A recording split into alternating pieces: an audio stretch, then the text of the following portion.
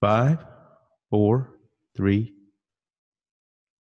Hey, everybody, this is David Scott Norton, the local music podcast. Today I have with me Ian Tamblin.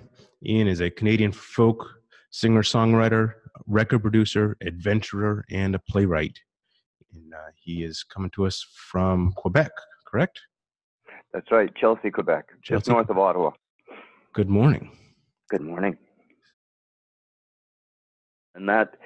And when that happens, the first part of the sort of body politic of a society, the furthest extensions are the arts, and so they're the first one to know how the recession or depression hits.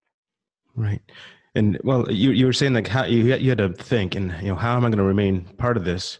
And so it seems like one part, like you said, is you jumped out and got into theater. You diversified. Still playing music though. Right. Yeah. And and I guess the idea of how to survive or how to make a living really is defined by the individual, though, of what does make a living mean to one person versus another person. Well, let's look at that one a little bit.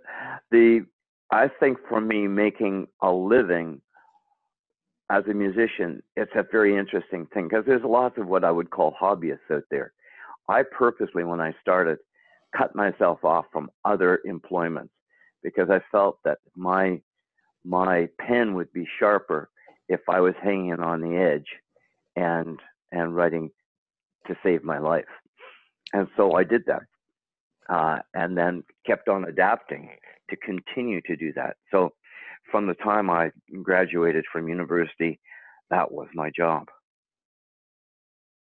Which they'd be an interesting group to talk to. I've done 2 circuits with them, one in the Yukon of all places, but I went around for 2 weeks and played, I think it was 12 gigs in 14 days. And then another one I did was in central South Alberta, places that I wouldn't otherwise have access to, but they've built up a series of house concerts and concerts. And so I go there and there's this concert series and people are doing it in various areas through home routes across Canada. And take it easy on yourself. Right. And I think if you get so worked up about the music business, you'll forget about the music. Right. And I think having yourself in the position to take opportunities and be lateral is important. I mean, for sure, there was a period where I was banging on doors, and the more I banged on them, they wouldn't open. But what I didn't realize, I should have looked sideways, because the banging on one door had the effect of opening another. Right. And I mean, here's a case in point. You call me up because articles that I wrote, not because of my music, but because of an article I wrote, went viral. So, it wasn't, you called me not because you know me as a musician, but you called me because I did this other thing. So that do the other thing. That's combined. And then if you sell tickets, it's kind of a scale. So it's a lot cheaper, even if you sell tickets, because most of the venues don't sell, they're not big money making, No, and there's a certain point where I've gone, oh, what is the labor of me filling out the forms and sending them into SOCAN is greater than what I'm going to get from SOCAN. Exactly. And that's where I'm at right now, being this intermediary. Okay. Do you have anything you want to announce? Like you're playing anywhere soon? Yes, I am. I will be headlining the Grassroots Festival in Ottawa on April 26th, and I believe that the concert begins at 8 p.m.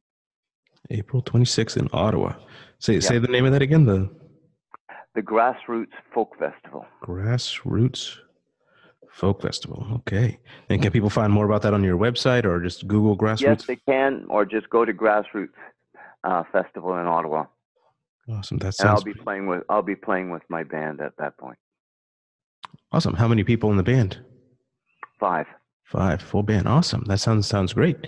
Um, I'm not sure that I can make all the way to Ottawa, but anybody listening, I hope you can go check out Ian. We've had a great conversation, and look forward to hearing more from him. And thanks a lot, Ian. We'll talk to you later. Have a great day. Right, Bye you now. too. Bye.